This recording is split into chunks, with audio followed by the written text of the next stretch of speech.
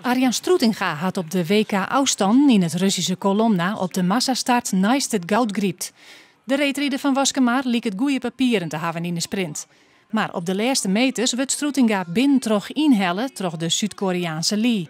En daardoor eindigt Stroetinga als tweede en pakt er een zilveren medaille.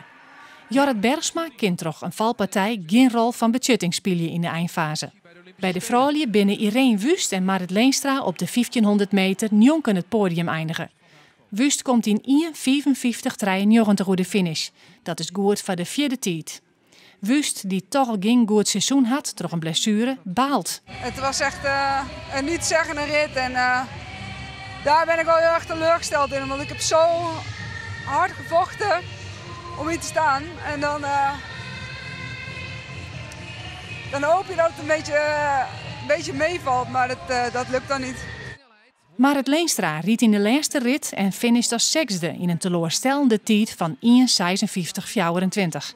En daarmee is de Wiekelse meer als 2 seconden stadiger als winnares Jorien Termors.